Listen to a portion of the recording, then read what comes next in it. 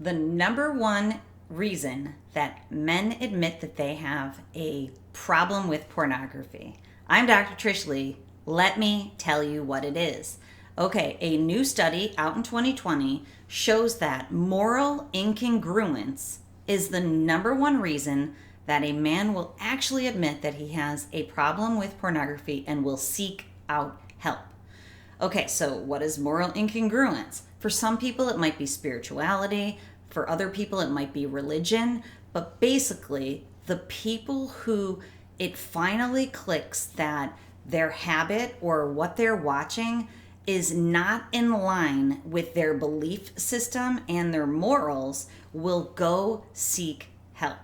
And I know that might not seem like rocket science, but what this study also showed is that of those people, they tended to kind of go in hard and fast into the habit. So their brain got hijacked pretty intensely out of the gates. So then after developing this pretty quick and intense habit, they're like, whoa, this doesn't agree with my nervous system. My brain is having a hard time computing this.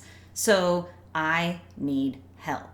And that can be a very powerful motivator for you if you're here and you're joining me and you are ready to kick the habit to the curb.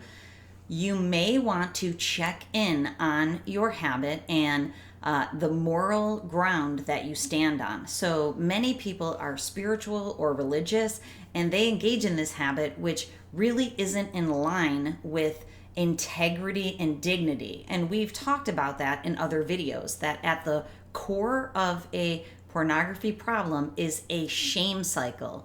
Guilt is I've done something wrong. Shame is I am something bad. And many people have that in their soul and in their brains, and that's why they get into this habit and then they really get sucked in. So the way out is I am not something bad. This habit doesn't compute and doesn't add up to what I feel inside because I want to be a person of integrity. I want to be a person who can hold their head high with dignity, and I can't do that if I have this secret habit that nobody knows about that actually doesn't jive with my belief system. So you can use this to motivate yourself into our challenge here to be able to have progress, maybe not perfection, but progress towards kicking this habit to the curb. And we want this hijacker out. And as you start to gain more control of your brain and of the steering wheel, that hijacker will leave the car. You'll move back over into the driver's seat and you'll have more and more control, which will make it so that it'll become easier and easier for you. But the first step is typically the hardest, and you can use this moral incongruence to help you out. So what are you going to do? Here's your brain tip for today.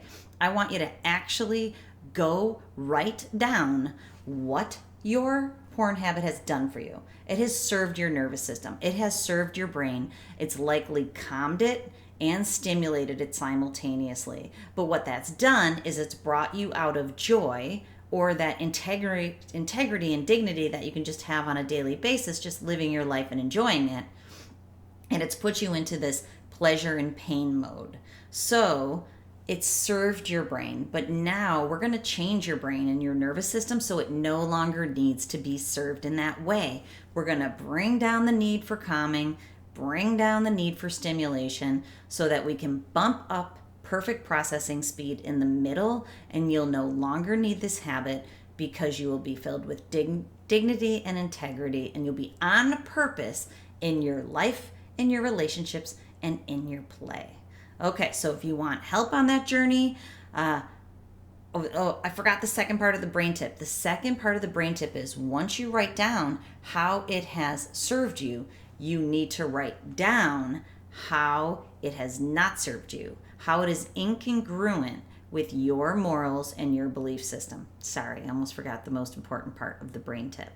But if you do that, you will see how your habit, so here can be some of the examples that you're keeping it from your partner and that breeds distrust.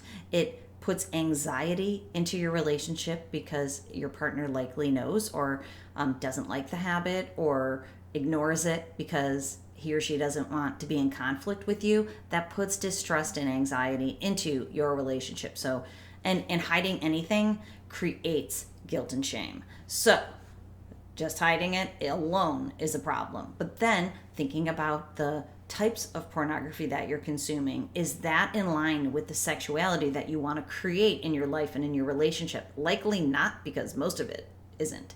So those are two examples of how it might cross your moral boundaries, so that you can then go, yeah, I don't want to hide things from my partner. Yeah, I don't want to consume things that are, outside of my what I'd like to create in my life, and then list it from there. So now you can thank the habit for what it's done for you up to this point, but then you can release it by really looking on paper of how it is not serving you and how it's creating this moral incongruence that is likely putting you into shame. So you can break free of the habit, get rid of the shame, and move on with dignity and integrity. Okay, I hope that helps you out. If you're looking for help in your journey, reach out to me, Trish at drtrishleigh.com, and I'm always here. I got your back. Okay, remember, control your brain or it'll control you.